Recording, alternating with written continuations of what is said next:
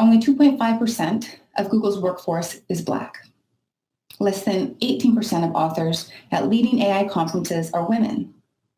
Less than 1% of manager-level roles at Amazon are occupied by Native Americans. These numbers are just scratching the surface.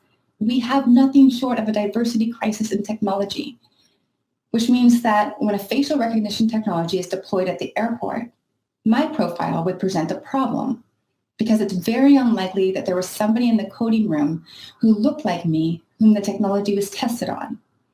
It also means that when algorithms are trained on societal data, which they usually are, to make decisions such as who gets a loan, who gets parole, who gets hired, we're at a dangerously high risk of perpetuating societal biases and historical power imbalances that are reflected in the data because we don't have diverse backgrounds in the room who would know when to look for these biases in the first place. This, to me, is scarier and more personal than any Black Mirror episode or Terminator sequel. But these problems have attainable solutions. Corporate cultures can change. Hiring pools can expand. Predicting criminality based on external demographics can be banned. The solutions are achievable through diligent human choice and intentional actions. So I'm hopeful, but I will continue to be vocal about this crisis until there is noticeable change. But there is a second, incredibly challenging real-life nightmare. Data. Our data is one of the most powerful tools on the planet. If you control the data pertaining to our human behaviors, our preferences, our biases, you control the democracy, you control everything. If a corporation knows something about you before you are aware of it yourself, perhaps that you're pregnant, that you're bisexual, that your marriage is going to end, it can start influencing your choices, and not just your consumer choices, your societal choices, your political choices, without you being aware.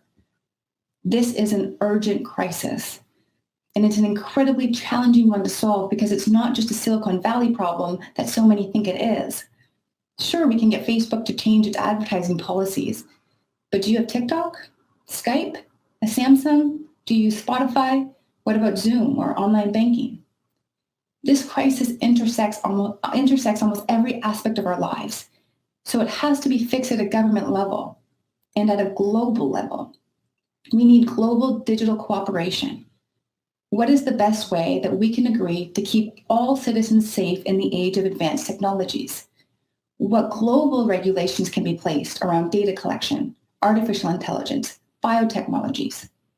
Our world is far too interconnected to try to go about this separately. And yes, this is extremely challenging. It's a true Black Mirror episode. But again, I am hopeful because these aren't just glitches or problems in the technology. They are human-made problems that can be solved with human choices. Now, I know it seems like I have a hang-up on how movies and pop culture cover new technologies and futurism. But that's because what we watch and read, even just in passing, can significantly shape our perceptions of new innovations. And most of the storylines take place during a certain point in time. But over time, our views and our ethics change.